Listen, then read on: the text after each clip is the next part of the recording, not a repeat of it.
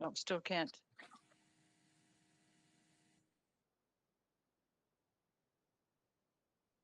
Okay. Simon's going to come over.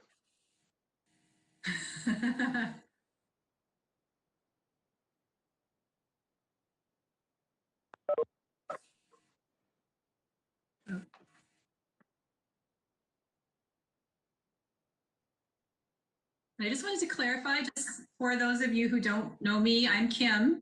I am logged in as Jessica, but I am not Jessica. Jessica's also here, and she is assisting the committee. And I use Jessica's login. Now I'm Jessica when I log in. So, so again, I'm Kim, and just wanted to clarify that for you. And we'll just wait for the mayor to hopefully log back in successfully, and then we'll keep moving. Okay. Can you hear me at this point? Yes, we can. Yes. Great. Thank you. It's my pleasure to nominate Deputy Mayor Kellum to serve as our chair for this committee. Deputy Mayor Kellum would represent continuity from the previous council structured committee. And I think that at this point in time, having his steady and experienced hand at the head of this committee would be a benefit to our early work. Doug Kellum, are you willing to accept that nomination? I would gladly accept that recommendation. Thank you. I'm now calling for the second time nominations from the group.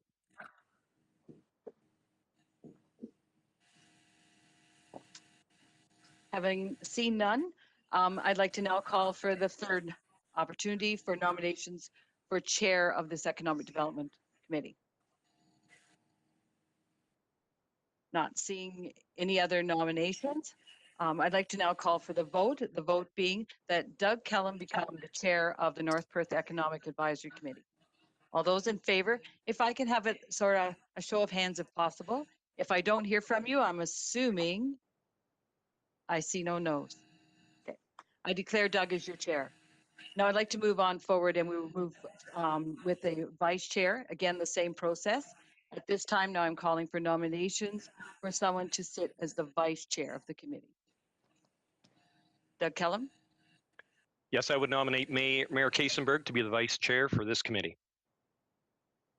Mayor Trotter, you're willing to accept that nomination? I would, but it would certainly interest me if any other members were willing to serve. Okay, calling for nominations for a second time.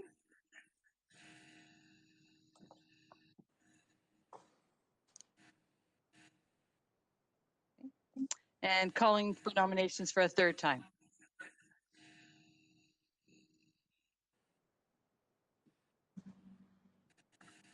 Seeing none. Mayor Todd, are you willing to let your name stand? Okay. At this time, then we'll call for the vote. All those in favor of Todd Kaysenberg being the vice chair, show of hands. Thank you. You're now the chair of the committee. Before handing it over to Chair Kellum, I just would like to take this opportunity to just go over a couple of procedural things that I'd like to share. This is what I share with most committees that are part of the municipality of North Perth. Earlier today, Jessica McLean shared with you our North Perth Boards and Committees procedural bylaw. I'm not going to go through that page by page, but I would like to just sum up a couple of things for you. Just prior to you starting your meetings, and that I'm sure you're going to have questions. Myself was copied on that email, so feel free to give me an email or call in if you have any questions at any time. What you did receive today was the procedural bylaw for the North Perth Boards and Committees. That bylaw has been formed and set out as per the Roberts Rules of Order. And in order for the committees to move forward, as we've already done, we've set in place a chair and a vice chair, and it would be the responsibility working with the recording secretary, which I believe is Jessica McLean, will set up and organize your future meetings. Following that, there'll always be an agenda that you'll follow. Again, you've already received that for today. And the chair will be the person in charge of making sure that your committee follows the rules and the procedures set out in the bylaw. Just a couple of things in North Perth. we do vote by show of hands, as you've already done today. And in the event of the voting, we need a majority, which is 50% more of the committee that's set for your particular committee, because there's 8. You're always going to need 50%. So you're going to need 5 people voting in favor. In the event that there's a tie, then that motion is defeated. And in the event that no one shows, and this is difficult at this time of COVID, but we're hoping that we're always going to be seeing your hands on the screens. I've got you all cascaded, so it's fairly simple. Having done that, it is the show of hands. And in the event that you do not show any mannerism of a vote, whether it be verbally or by show of hands, then your vote is deemed in the negative. Just a couple of things within the procedural bylaw that I do want to highlight, but I do not want to also scare any of you that are with us, because there are rules, and it's important that I do stress them to you today. There are 2 things. The first one is closed meetings. All meetings of North Perth committees and boards are open to the public. We are putting them on YouTube. When we get back to normal, the doors will be open, and anyone in the public is allowed to come in and sit in your meetings and listen. Unless they're a delegation, of course, they're not allowed to speak, and only the committee would ever allow them by majority of vote to have them come forth and make any comment or speak to the committee. But that being said, there are reasons that a committee can go into a closed meeting session. A resolution needs to be adopted in order for you to do that. And I'm not going to go through them all, but you can have a look. They're all stated in your procedural bylaw, reasons that you would go into a closed meeting. The reason that I'm bringing that up, it's important that your committee only goes into closed meetings for the appropriate reasons. And in the event that something happens into a closed meeting, we're relying greatly on your chair and your vice chair to make sure this isn't going to happen. However, if something does and someone has a concern or complaint about what you've been doing in your committee, they do have the opportunity to have it investigated. The municipality of North Perth has appointed Gregory Stewart from Donnelly Conley of Godrich as our closed meeting investigator. And in the event that there is any concerns about your conduct in a closed meeting, that Mr. Stewart can be contacted. Again, not meaning to scare you, but just letting you know that the opportunity is there, and anything that you'd like to read about that is in your procedure bylaw, and I'd be happy to answer any questions that you might have that follows.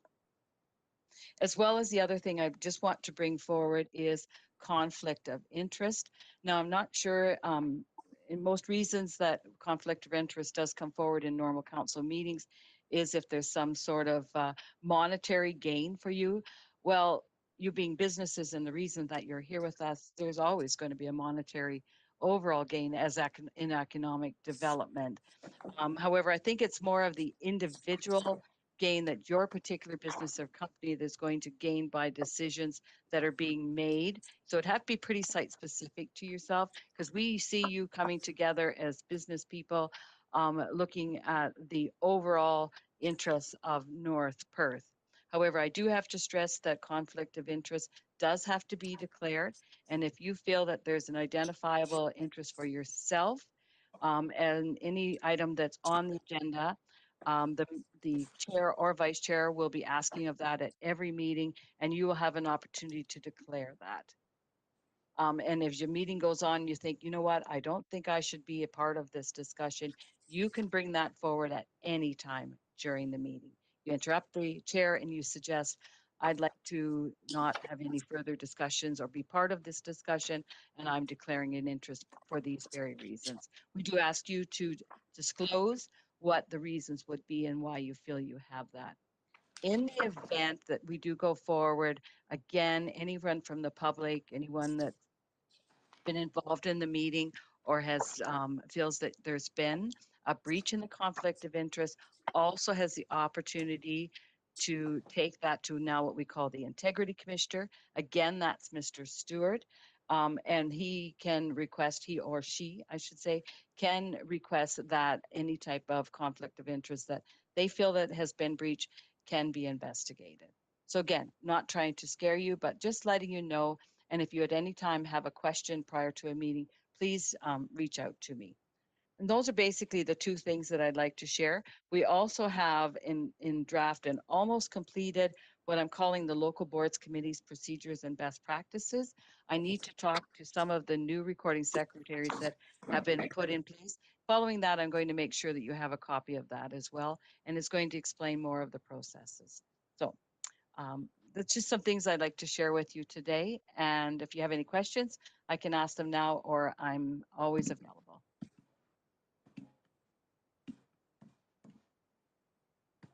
Okay. Not seeing none, not seeing any, I should say. Chair Kellum, I'm going to hand the meeting over to you. Thank you, Pat, for all you did this afternoon, and we will see you tonight at 7 p.m. at Budget. Thank you.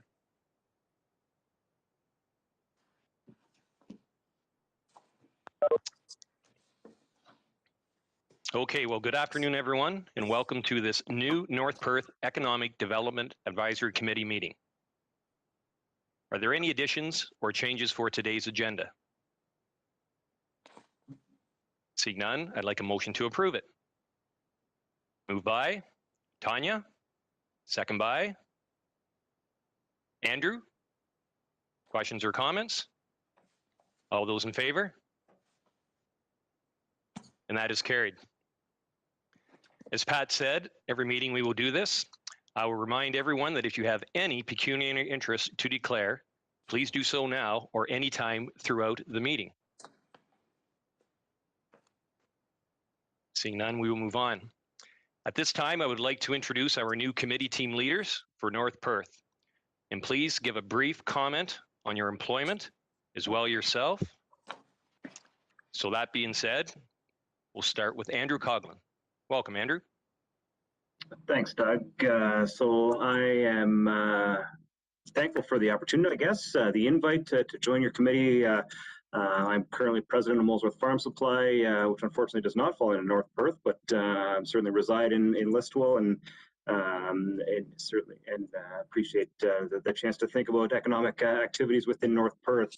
I guess I stand as the industrial representative on the committee. So we'll do my best to bring industrial ideas to our discussions, and so I guess that's it for now. Perfect. Thank you, Andrew. Next, we'll move on to Rebecca Newbegan. Welcome, Rebecca. Hi, everybody. Look forward to working with you all. I go by Becca, even though it's formerly Rebecca. Born and raised in Listowel, and I am a tax manager at Warden Upter Grove Chartered Accountants in Listowel. I've been here for 10 tax seasons now, so seasoned vet, and I guess I don't know what part I represent, the business, I don't know, some section.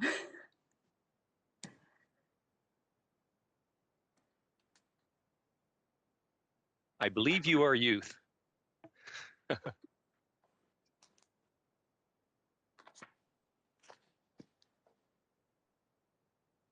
Kim, we're not hearing you either. Okay, sorry, I just couldn't get off of mute. You're representing commercial. Commercial, there we go. Businesses, yeah, sorry. I call it commercial youth, but you can call it what you want. That's good. I think we were wanting to make sure we had some youth representation on the committee, and I think we've got that covered, possibly in a couple of areas. So I think we're good. Thank you, Becca. Well done. Moving on, representing the agricultural, we have Tanya Haverkamp. Welcome, Tanya. Thank you, Mr. Chair. So I'm Tanya Haverkamp, an egg farmer just east of Listowel, about 10, 12 minutes on your way to Waterloo. Our farm has a great big cement chicken at the end of the laneway, so I'm sure traveling back and forth, you've all seen it.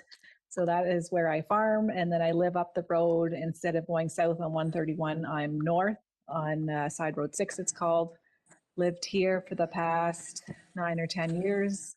Grew up in Milverton and went to high school in Listowel, so thank you for asking me to be a part of this. Thank you, Tanya. Moving on, we have Martin Voigt. Welcome, Martin.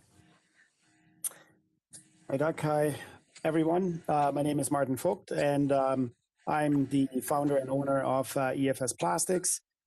I didn't grow up in the area. I grew up in Germany, I moved in 2006 to Canada and started my business. And I'm here located in Line 84. Most of you probably know that. And living in Elmira and also in going back and forth between my new location, Lucknow and Elmira, and always passing through and, of course, have my workplace here. I think I'm the creative economy on this committee, and I think I do have to be creative every day, every minute. So thank you for inviting me to this. And yeah. Thank you, Martin. And batting cleanup is Trevor Reading. Welcome, Trevor. Hi, Doug. So I'm not sure what I represent here. I think I'm the independent or small business. Solo entrepreneur. Yeah. And so we're back on a new business at 275 Rocker Road. The Between the Lines, that's my secondary job position. My primary is John Ernewine Limited, which is, we do a lot of the developing back in the subdivision.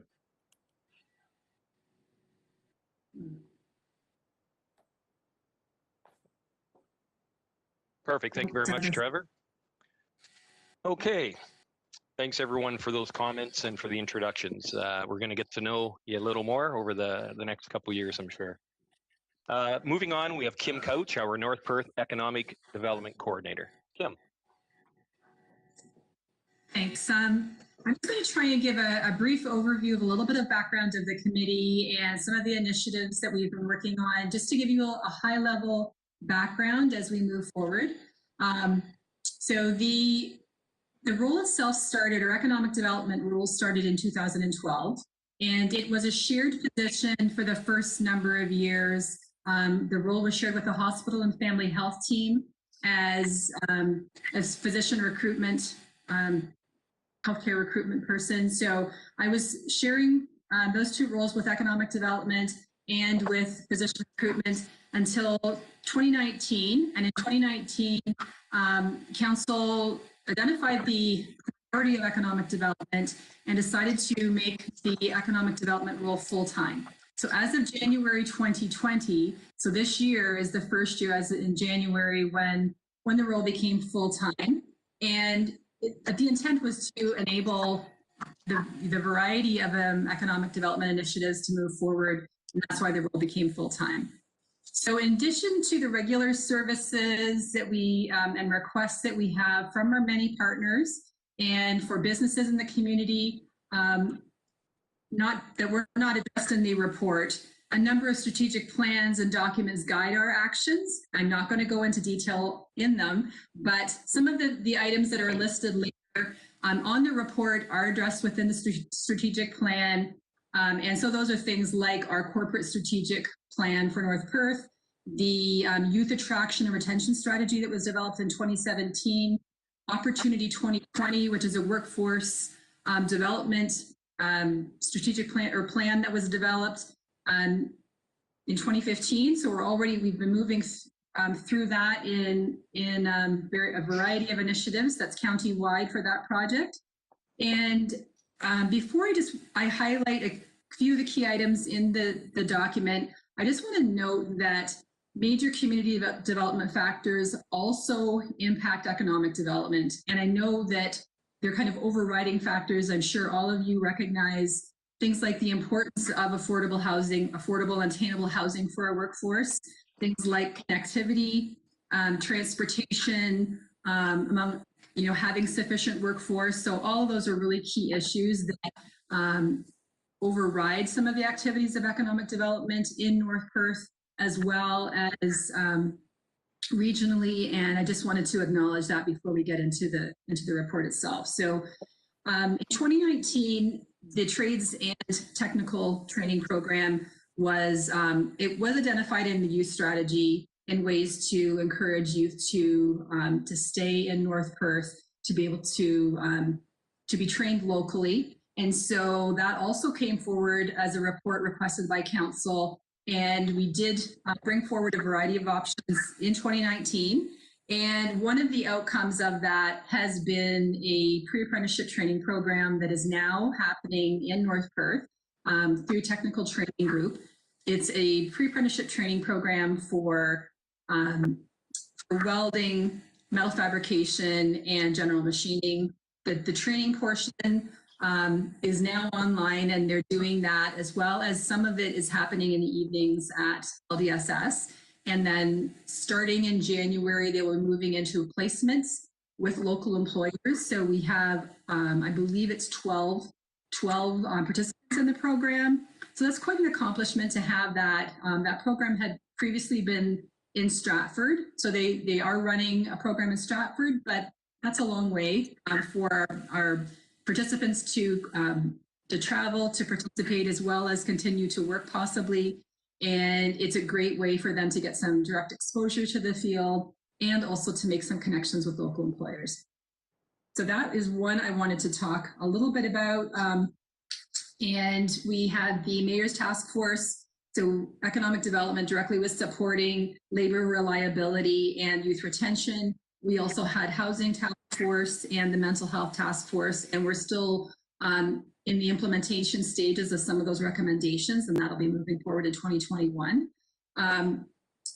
The Elma Logan Rec Complex, that development had an outcome of the youth strategy was that all new facilities being built were to have a social space or a way for people to connect, including youth as well as others in the community.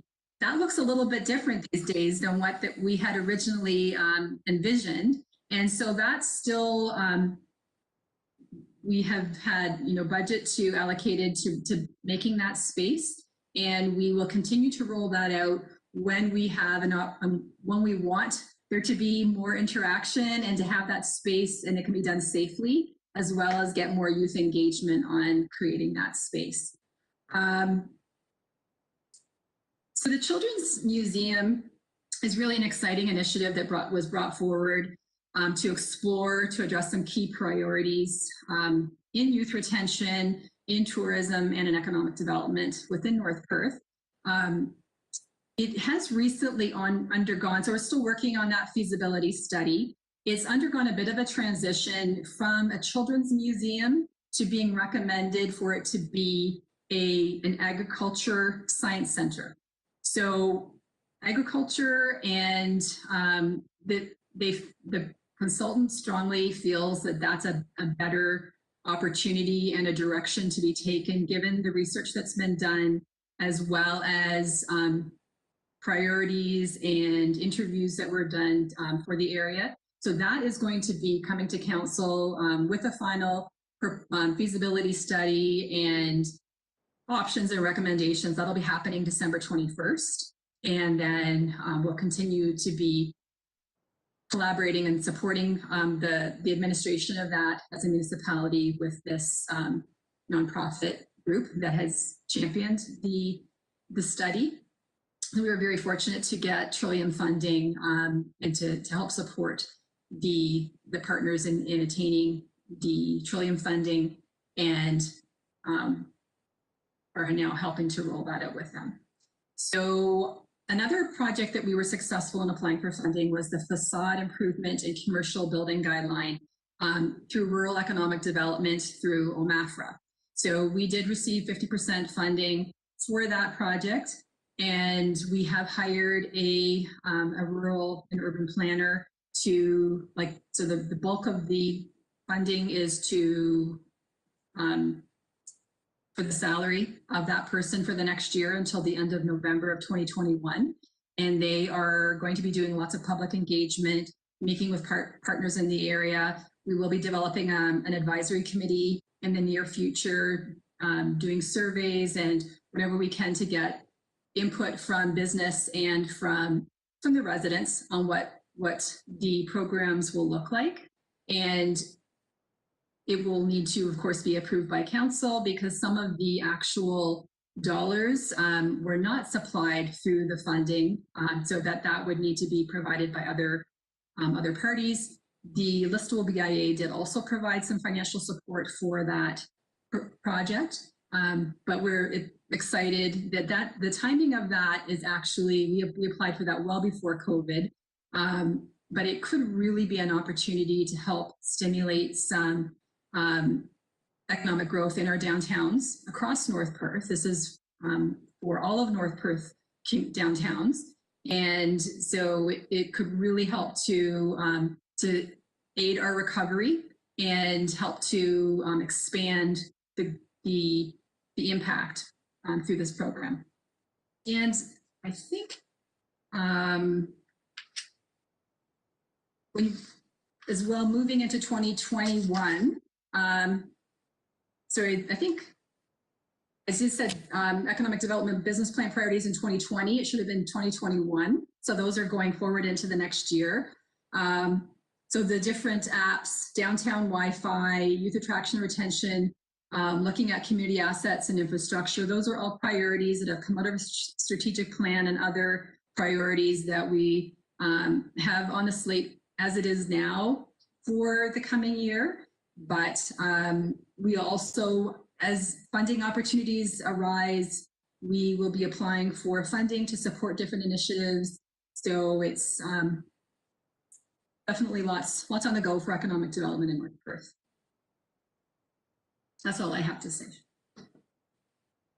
Thank you very much for your brief report, Kim. This is a small synopsis for the new committee members, but rest assured, if you ever have any questions or comments, feel free to reach out to her. She's very good at responding. So thanks again, Kim. Moving on now, we have Justin Diaz, our Perth County Economic Development Coordinator. Justin. Hi there, everyone. Justin Diaz. So I'm the Manager of Economic Development and Tourism for Perth County. Normally, Sarah Franklin, our Economic Development Coordinator, would be attending this meeting, but unfortunately was unable to attend today. But I'm happy to sub in on her behalf and give you a little bit of a flavor of what's going on at the county, our role as it relates to North Perth economic development, as well as some of the, as Kim mentioned, some high-level initiatives we're up to for 2021. So I know I included quite a bit of information in the package there, and I apologize for not keeping it brief. Just wanted to give you a full sense of what the county is up to in terms of economic development.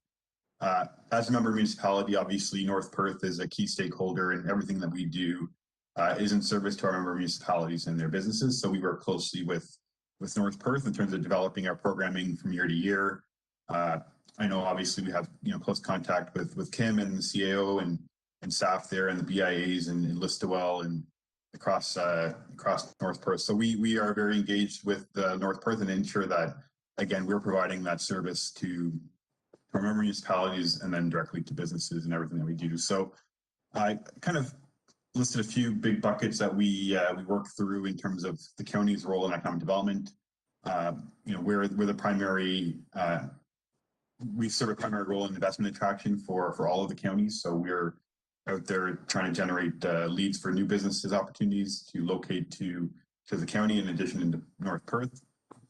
We are involved in workforce development. So we operate the Opportunity Lives Here website on behalf of the county and its member municipalities, which is the online portal for jobs available in Perth County, as well as other resources in terms of attracting businesses or people to move to North Perth and the county more generally.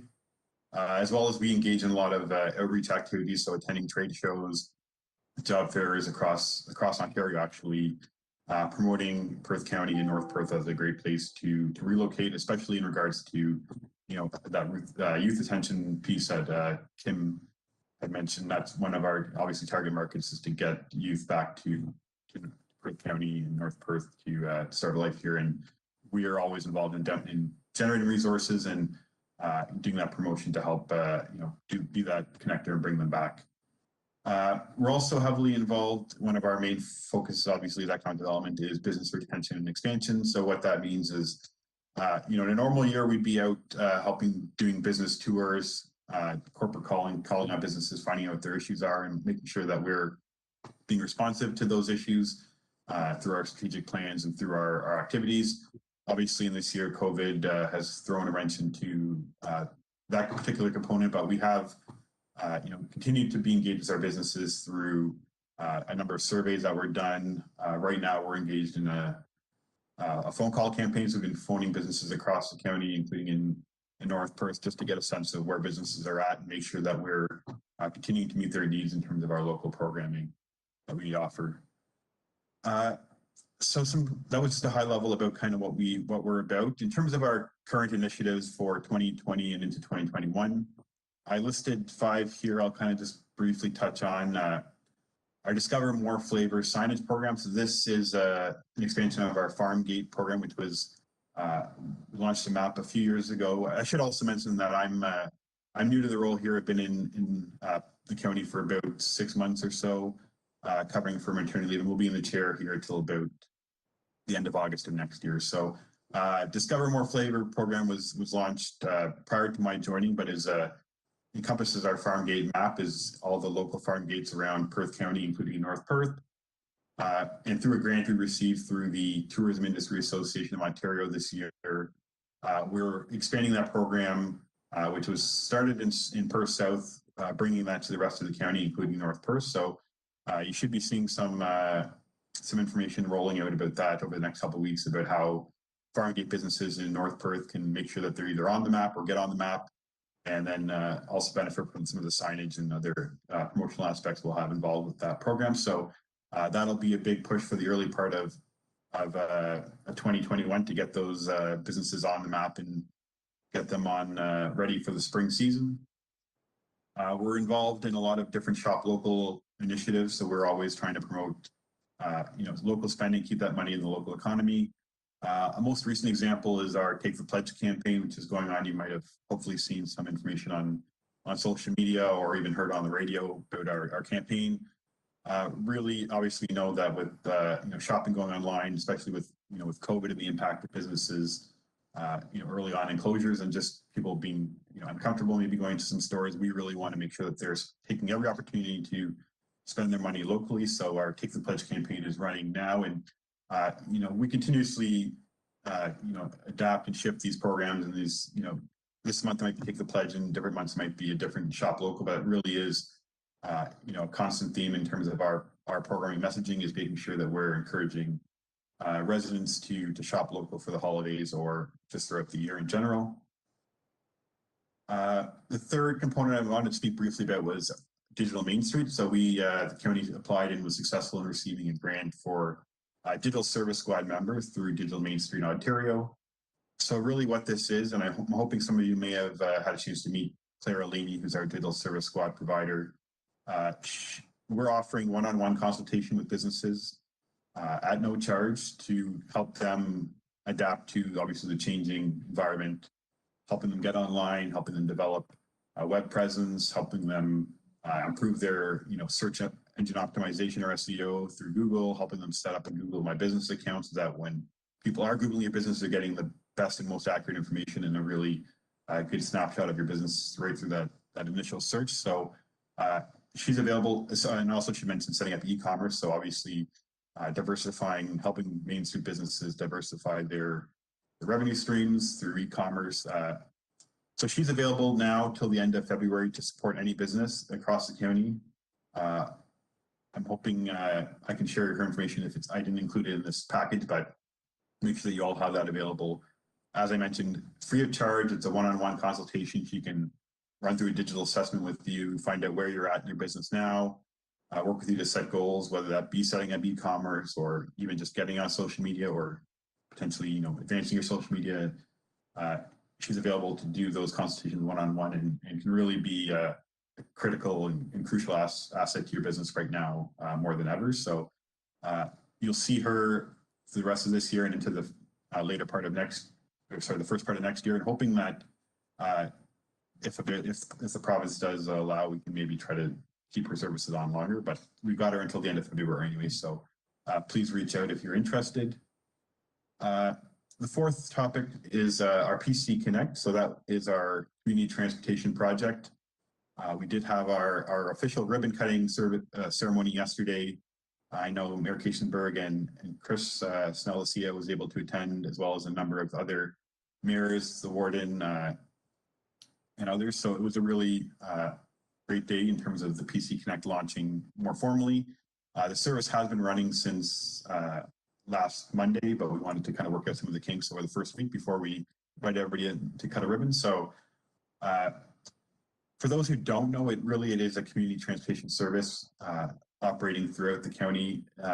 works in partnership with the City of Stratford, Town of St. Mary's, and North Perth transportation service, which is more of the long distance route. This is more the inter-county service, so operating two routes, a Route A and Route B, servicing Route A goes from Stratford, Gads Hill, Brunner, Milverton, Newbank, Millbank, and Listowel, and then back again through Atwood, Moncton, Mitchell, and back to Stratford.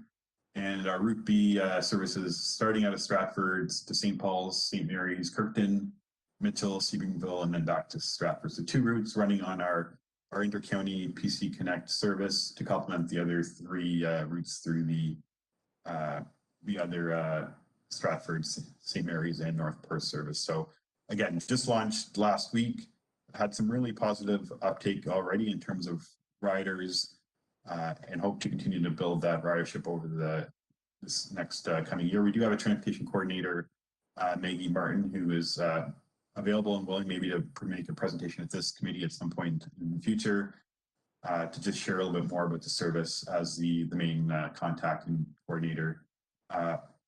Maybe just a quick other note on that service. So it is operating now. We are operating with some COVID protocols in place to keep everyone safe while they're riding. So right now the service is operating at a 50% capacity, only selling every second seat, as well as obviously mandating masks and hand sanitization as people enter the bus. So it's affordable, it's accessible, and is now available for you to ride. So hopefully you can have a chance to take a ride sometime soon.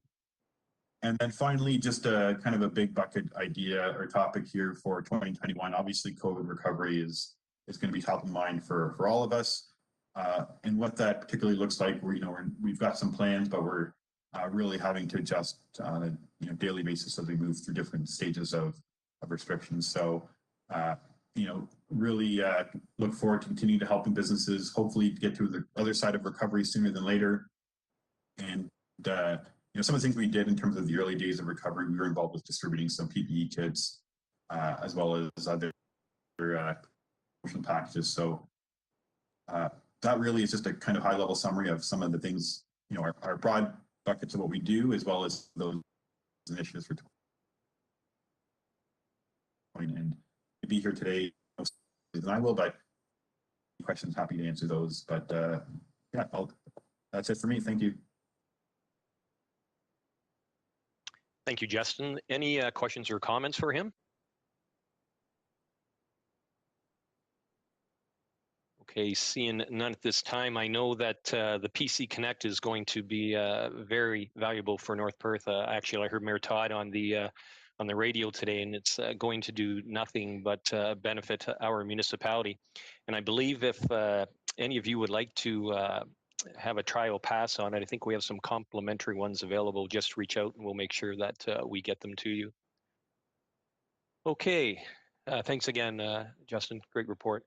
Moving on, COVID-19 impacts on business. Who's speaking to this one?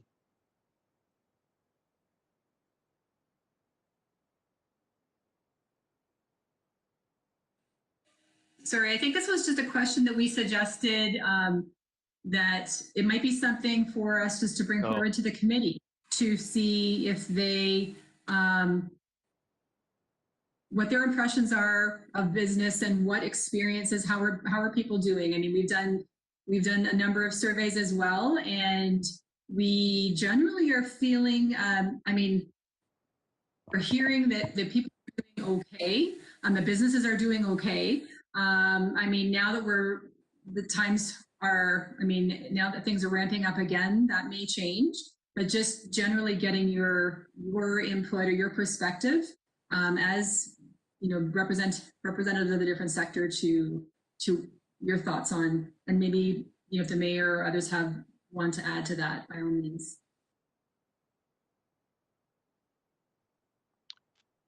Okay, would any of the new members like to make a comment on this? Raise your hand. Don't be shy.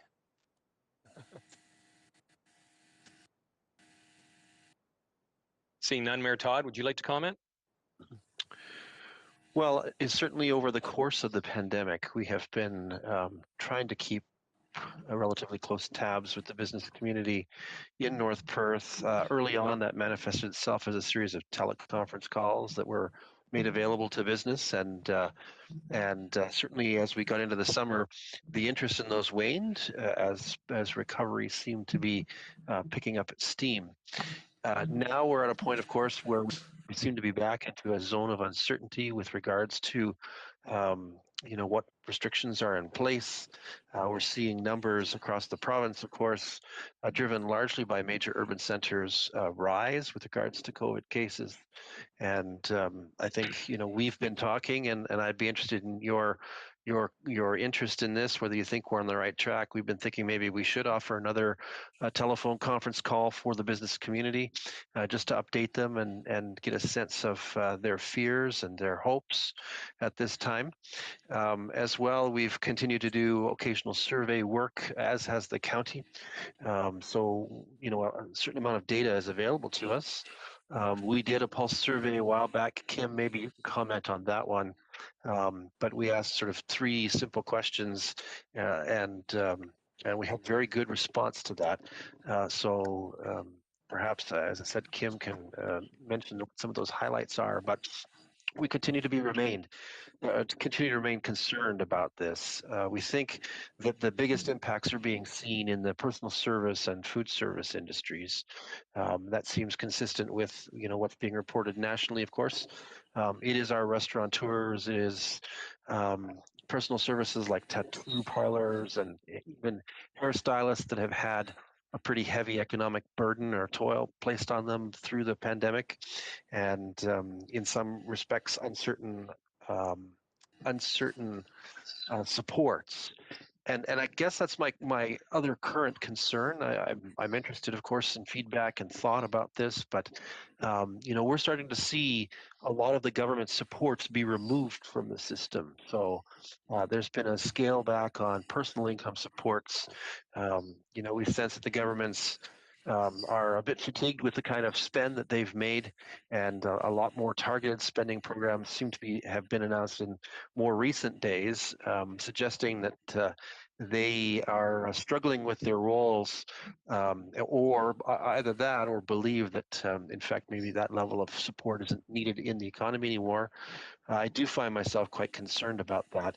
And I think that, for us to be resilient as a community, we need to think through what would be the consequences if we saw a whole bunch of personal and corporate bankruptcies in the next few months as those supports remove themselves from the system, and the full economic brunt of the pandemic is left to be faced by businesses that so far have dodged mostly, for the most part, that bullet. So, there's clouds. I guess I'm saying there's clouds on the horizon, and I'd be interested in hearing any of your expertise from your professional experience, or even from what you're seeing and hearing in the community with regards to some next steps that we might take, especially, as I said, another teleconference for the business community. Thank you, Mayor Todd. Any of the committee members, the new committee members, want to comment on this at this time?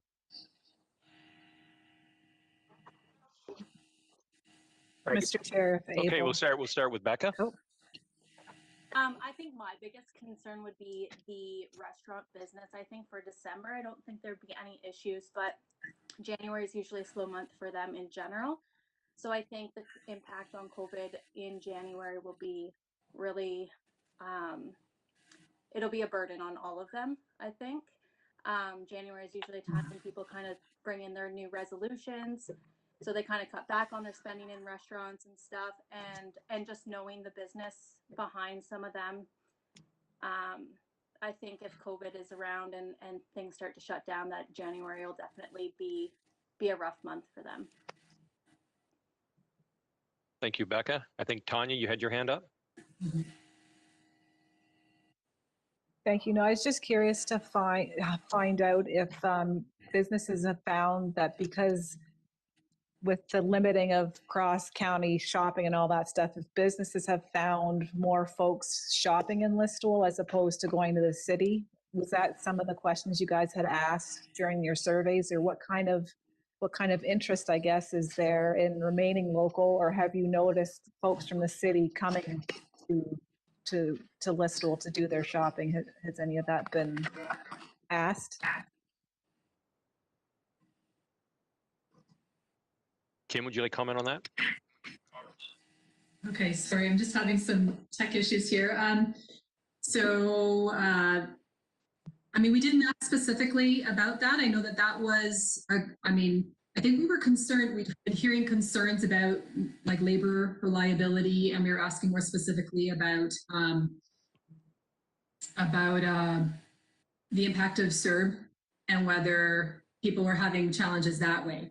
We did hear some anecdotal comments that people were not shopping locally because of at the times when masks were not required, because other places where masks were required, they were feeling more comfortable and traveling elsewhere because of the masks. But I don't think that once that was instituted, I know, I mean, it was challenging communicating that, but and for individuals who weren't as interested in doing it or had other reasons not to. But I didn't hear a lot about cross-border shopping beyond that people were going to other areas for any, and that wasn't specifically asked from what I remember in that pulse survey. Thanks, Kim. Trevor, did you have your hand up? Can't hear you.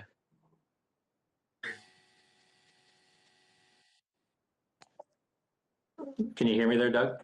Yes, we can. Yep. Probably being the youngest business out of all the ones here. Basically, what we're hearing from, and we deal with a lot of the youth part in our camps, we deal with a lot of seniors every day. The shop local is huge. And I think if the town of North Perth or municipality of North Perth can really advertise that, we have a new radio station in town, I think you keep hitting that fairly hard. That will help all the local businesses. We talk to a lot of those people every day. Their biggest concern about going out of town right now is going out of town to the big cities. And I think you can get people out. I think they can support the small businesses and the larger businesses. It's just right now, there's just so many people terrified of heading. They think that it's in every township right now.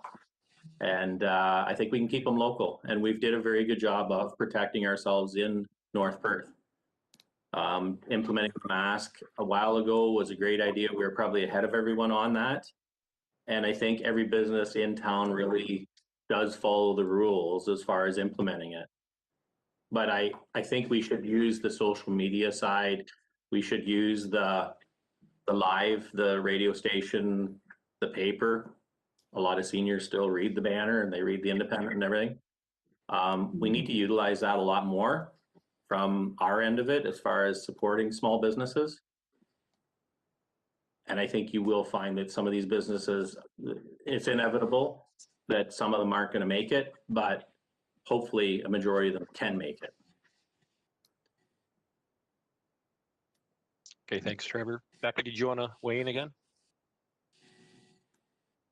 Just gonna say, like, further to what Trevor was saying, I noticed that a lot of my friends have been posting on Facebook, like, all of local businesses. They're tagging local businesses and saying that things that they can buy at specific businesses, like Corley Sports. You can buy athletic wear at BK's. You can buy this at this spot. You can buy this. Like, I find that a lot of people, when that's like in their face, they kind of realize, oh, I never really thought to shop there. Like, I think advertising that kind of stuff in the paper definitely then would attract people to stay local, because they kind of, even though you're in it, sometimes you forget that there are certain options in certain places. So I think that's a way to kind of keep people in Listowel or surrounding areas. Thank you, Becca. I think that's really important. I mean, I think having that referrals from people in the same age bracket or their friends is so important.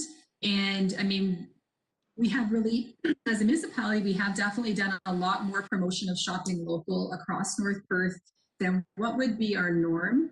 I mean, we are not able to actually talk about specific businesses. We can talk about all, I mean, as a whole business, that we've been promoting our e-commerce platform. We created that to enable businesses who didn't have access to e-commerce to use that. And we are going to be circulating a new shop this winter in North Perth poster and, different campaign just to try and help promote that. But getting individuals to, as Becca has suggested, to really talk about those details. And this is the neat thing I found here. I mean, the BIA for Listowel can be doing that. The Chamber can also be promoting, specifically in Listowel and North Perth, because for some people, local is down the road, may not be here. So we want to be able to do what we can to support our businesses. Sorry. Any other comments? Anyone else would like to weigh in? Scrolling across the top here. Justin? Yeah, thanks. I might just add a comment to that. So I definitely appreciate the shop is going to be huge for many businesses this Christmas season, this holiday season. So I think that was the whole point behind our Take the Pledge, is really to not only showcase what you can buy locally, but showcase the stories of the people who operate your business, your local store owner, your local business proprietor. Really hit home in terms of what supporting local means in terms of keeping dollars in the community, helping to keep people employed, helping to help the businesses that helped help support hockey teams and sponsor events. So if you're following Take the Pledge, I know we've got some ads on the radio as well as social media campaign. That really is going to be critical. And I guess the second part of that through Shop Local North Perth and also through our digital service squad is I know that this big survey headline we've heard over the last little while about how up to 70% of people plan to do their shopping online this year, whether that's just because it's easier or because of fear. So the more we can help businesses get their stores online or get their products online through avenues like Shop Local North Perth, even if you can pick up 10% of the 70% that's going online, that's it's a win. So that's really our focus over the next little while, especially over the holiday season. Thank you, Justin. See anyone else out there? I see none. Thanks for everyone's comments. Okay, moving on to the agenda. On the next item was questions for discussion. Now, we had two questions there. Sorry, Doug, I think Martin had his hand up. Oh, okay. Martin, where you go? Here we go. There we So go. Yeah. I think I have two things I would like to add to this. The first is I wish, and I know that it is not easy, and it's maybe not.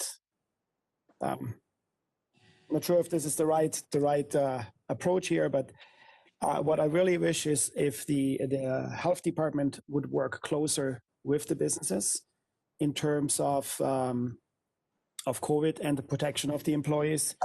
That is one thing. I have two cases which really were kind of a little bit disturbing here.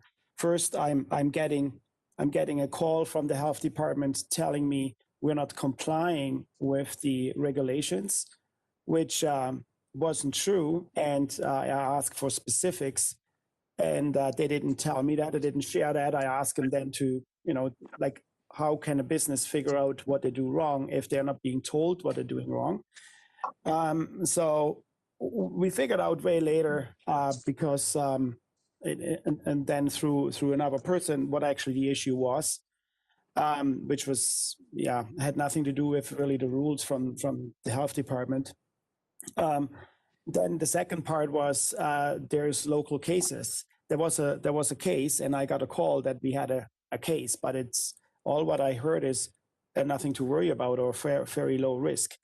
I tried to ask more questions. I didn't get any information. So if you run a 24 shift, if you run an operation with 24/7, there's a big concern if there's an employee infected with COVID for the business, that we have to shut down shifts and send people home, but also for the employees themselves, that they're safe. And I think at EFS we have we follow the guidelines. We convinced everyone in here to make sure that they wear their mask at any time in meetings and when they're on the production floor closer than the 2 meters. And the employees feel very safe. But if they then hear stories in the background, and as an employer cannot give at least basic information, then that is very concerning. So the excuse was privacy reason we can't. I think that's simple and easy. I don't know what to say to that. Everybody, as an employer, I have all the information from every employee on my file. I need that. That's just the way it works. And then not even giving me information of which shift and what employer it happened, so I can follow up, is kind of crazy.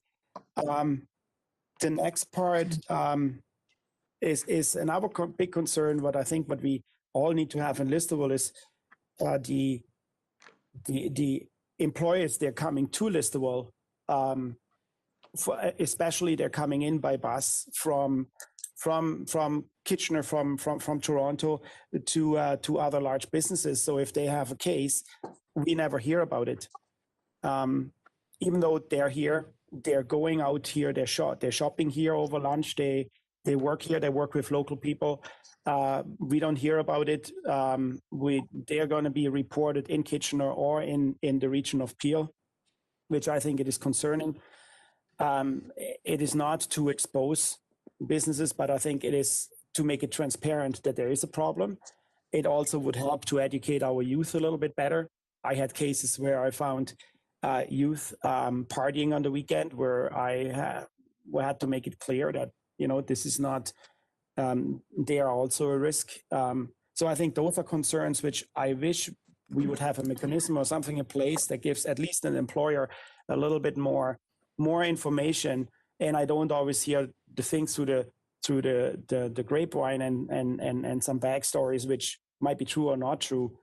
On the shop local basis, I think what we are doing as here, we always have a Christmas party every year where we have the families involved and the kids, and that is not an option.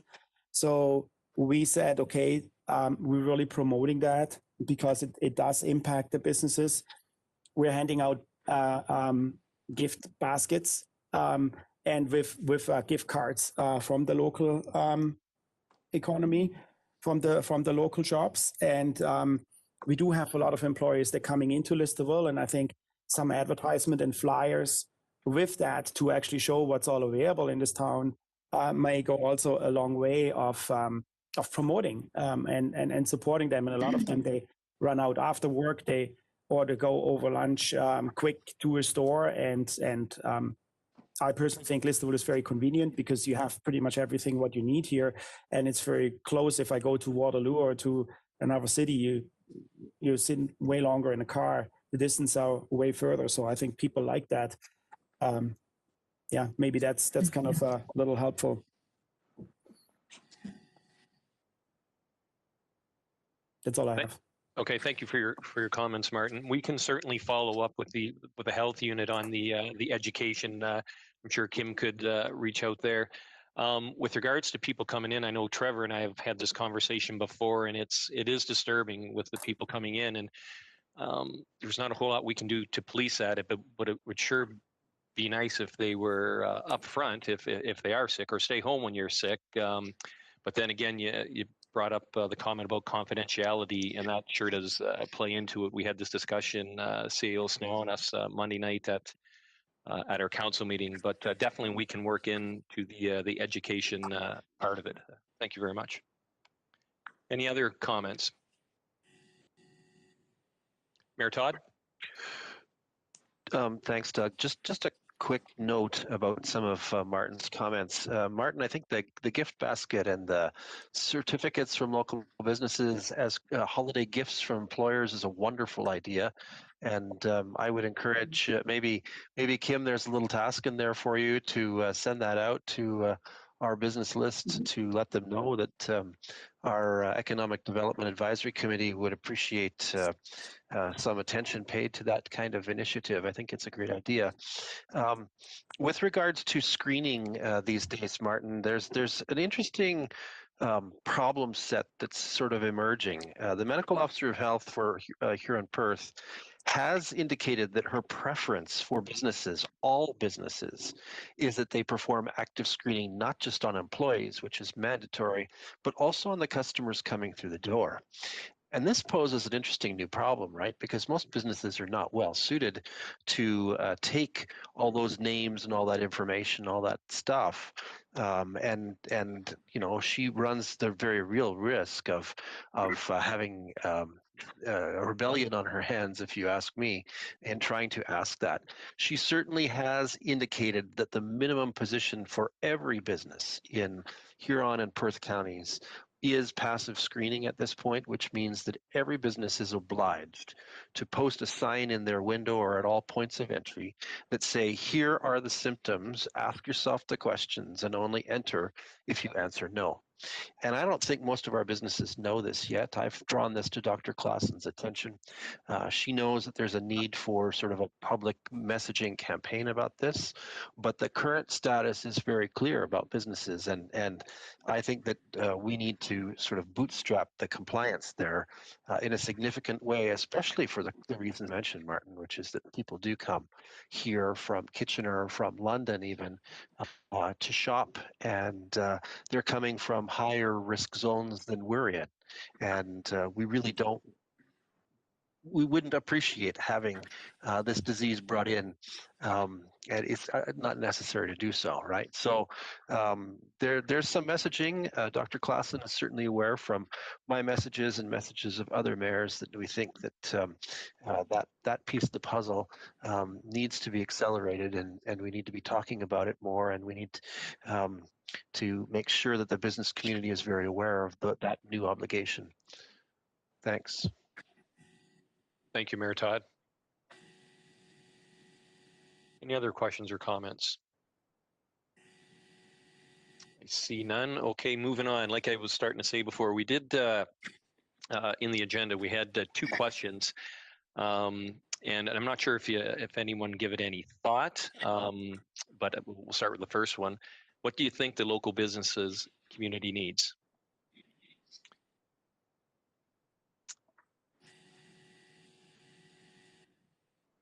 Chris, you have your hand up? No, sorry, Doug, I didn't. Okay, Andrew. I can probably start at that. I assume this isn't specific to COVID, Doug.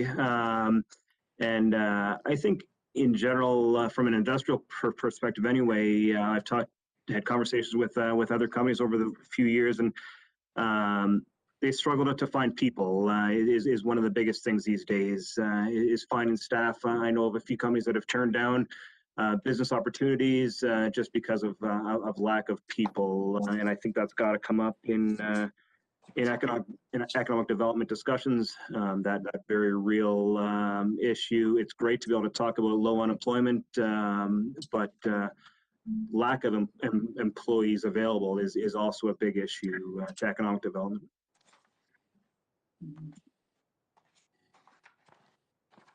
Thank you very much. Anyone else? And if go ahead, Trevor.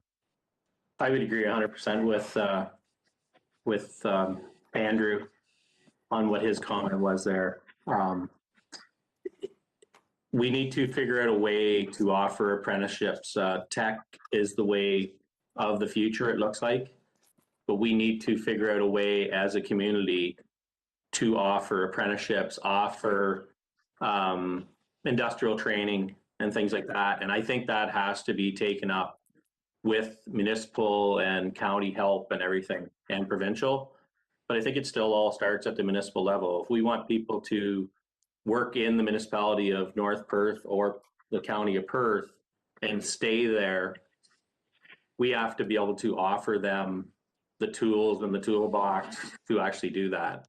And I don't think, my honest opinion right now is we don't do a very good job of that.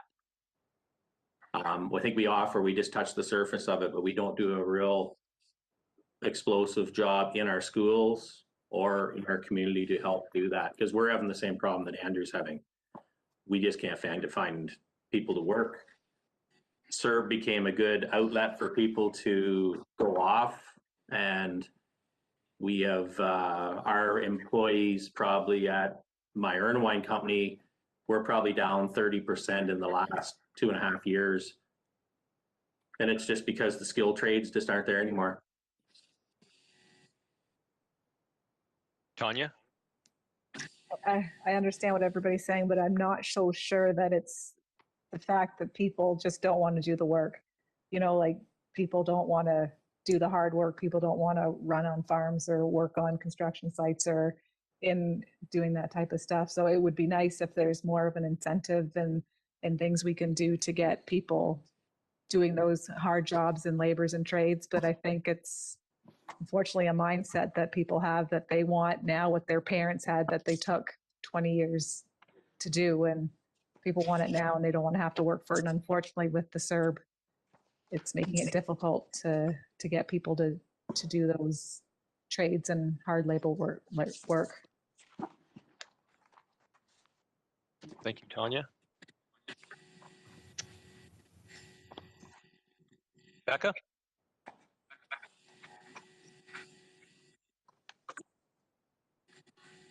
I was just going to say further to that, I think it kind of also ties into the fact that it's hard to retain youth in North Perth. I've noticed that that's been an issue at Warden Updegrove, finding people to work here. We've had people come from Windsor area, but there's nothing here to keep them here. There's not a lot to track. There's not a lot to, it's hard for people to go out and meet people in a small town. And I think that also plays a big factor in keeping youth in the area. Unless they're from here and have a reason like parents, it's hard to find youth that want to come and stay here. I find anyways. Thank you for your comments. Mayor Todd? And to Becca's comments, it's also the bleed out, right? So we're also losing our youth to opportunities in cities. There's a whole lot of incentive for people to move to cities, even though the cost of living is still worse in the cities than it tends to be in rural areas. The challenge is the lure of the the factors that you described, which even takes our youth who are from here out of here. What's very interesting these days is that certainly I've encountered some who have indicated to me that they'd like to live in Listowel, they'd like to live in North Perth, but the housing situation is so atrocious that they cannot find a place to live here. And so it's, when we have circumstances in our community where 2-bedroom apartments are more expensive than they are in Waterloo, that's a significant drag on keeping our youth here who are from here and who do want to come home. Thanks, Todd. Martin? Yes, I would like to, I agree with Andrew on the issue with employees. And it is a very big problem. We have a hard time, especially technical employees, to find them. And that also, and I can just confirm what Mayor Todd was saying, housing is a huge problem. We had 3 employees, they wanted to start here, but we lost them because they couldn't find a place to live. We helped them to find a home. We had our own employees moving to a different location, and made sure that they stay. We have actually one staying at the hotel right now and waiting for an apartment freeing up from another one moving, who bought a house. So that is a very, very big problem, and it is really holding industry back. Affordable housing, youth that can afford that is very important. We see that 100% here as well at EFS.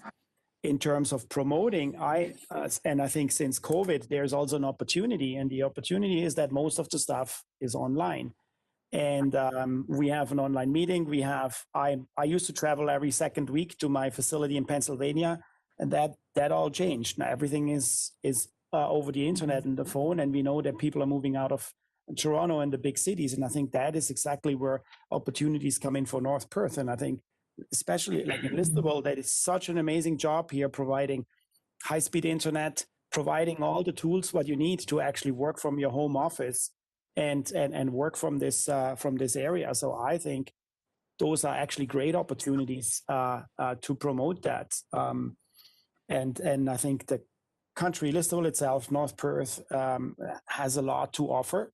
It may needs to be a little bit more shown to the ones they come here, and maybe is, and I just don't know about it. But I think it is a great place to live, and I know a lot of people, they probably would now love to move to an area where we are. Thank you, Martin. No doubt, attainable housing that people can afford is very, very high, especially on Mayor Todd's radar, as well the rest of council. And it's an uphill battle all the day. You know, we seem to get no money from the province or the feds, and we're doing our best to try to do it around here. But it's time, is it not, Mayor Todd? Absolutely. Any other comments? Okay, seeing none, moving on to the next question. Probably some of the questions or comments that we had from the first question ties into it. But if anyone, what do you think this committee should address? Like maybe top 3, if you have any in mind. Scrolling across.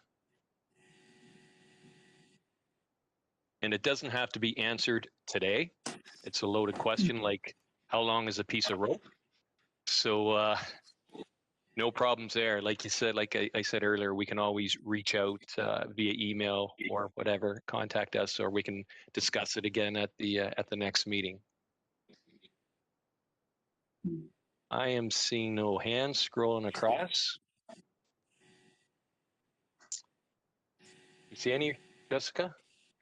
Okay, perfect. Well, thank you very much for that discussion. Okay, well, thank you for joining our economic development team, and we look forward to working with you moving on. The next meeting will be determined. I guess Kim and I can talk, or do you have an idea, Kim, when you would like it? Well, I think that's one thing I did really want to talk about at the meeting here was and we want to make sure what dates and time works for people. Like, does the Wednesday afternoon work? We had originally thought it would be, I believe it was the 3rd Wednesday at 3 o'clock or 3:30. It's bi-monthly, so our next meeting would be January, but we could, I think we want to nail down a day and time that generally will work for people, and then we'll go from there. So do Wednesdays at 3 or 3:30? Normally we work really hard to keep it to the hour. Any comments on that, or any difficulties with this time that we made today? If any opposed, please put up your hand. I'm not seeing anything. And what about the time? So I think Andrew had his hand up there. Okay, sorry, just a quick comment. The 3rd Wednesday would be better than the 4th Wednesday. Okay. If you can keep to the 3rd. How about others? Others are okay with that? 3rd Wednesday, okay, great. And we're okay with the time? Is 3:30 better? 3. I see thumbs up from a lady, and everyone else is not nodding. Yep. So that's good. Okay, Kim, you can send something out then. Okay. Well, maybe Jessica can. We'll circulate the next Yeah. meeting Okay. for that. So I think that'll be January. But yeah, we'll send that out so you can get it into your planners, and then we'll have the full schedule listed for you. Sorry, Chris. I think you're. I was just trying to make comments and not so much for the scheduling of the time, but too, the other thing, and it goes back to our previous discussions, but a lot of the comments made by the committee members aren't shocking to council members or yourself or Justin. So I think the thing we really are trying to come up with the committee too is some unique opportunities. We know there's a labor market issue in North Perth, but it unfortunately exists across most of Ontario right now.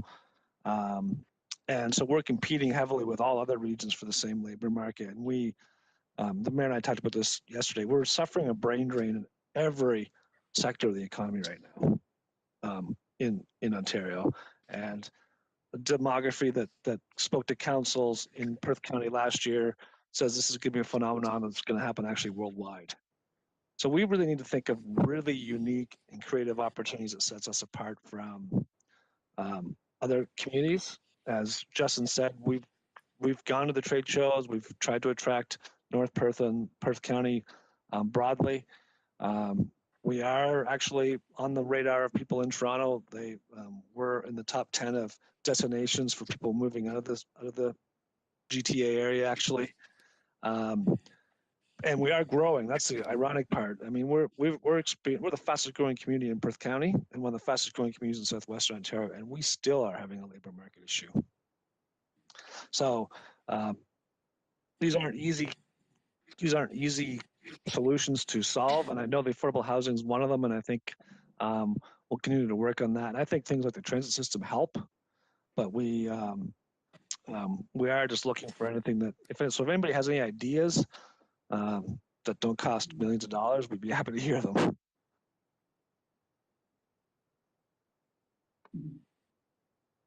Andrew, you'd like to weigh in? Yeah, sure. I'll rebuttal on that, Chris. And I think the spin on that is investment in technology. And I know that goes against maybe government initiatives for employment numbers. But that's the reality, is investment in technology and get more output out of the same number of labor inputs has got to be the solution to it, and making tech dollars available for companies to make use of somehow has got to be on the agenda. That's a great suggestion. We're obviously seeing that in our own sector. That was something that was raised at the different task forces and COVID recovery. The importance of lobbying for connectivity. Like that's huge from a business standpoint to be effective in running your business, as well as for individuals. I mean, that's just been heightened, and the current funding for that is not sufficient. But I think it's really important as a committee to be able to bring that forward on behalf of the committee and to continue to lobby for that at our level, but as well as the other government levels. And this is why we brought you five on. You know, we were struggling with this just with the current council and economic development crew, and we need your help to help us find us through this. You don't need to wait until the next meeting. If anything, if it's you wake up through the night or you want to, you know, send us an email, please do so. It doesn't have to wait until the next meeting. We just would like everyone's involvement, and once again, we sure do appreciate you stepping up. It sure does mean a lot to our municipality. So that being said, if there is nothing else, I do not see any hands. Jessica, do you? It's tough on this little PC. I see none. So we'll move on. At this time, I would like a motion to adjourn this first meeting at 4:53 p.m. Do I have a mover? That is moved by Andrew and a seconder. Second by Tanya. All those in favor? That is carried. Again, thank you very much for your participation. We look forward to working with you in the future. Have a great evening, everyone. Thanks, everyone. Thank you. Thank you, everyone. Thank you. Thank you.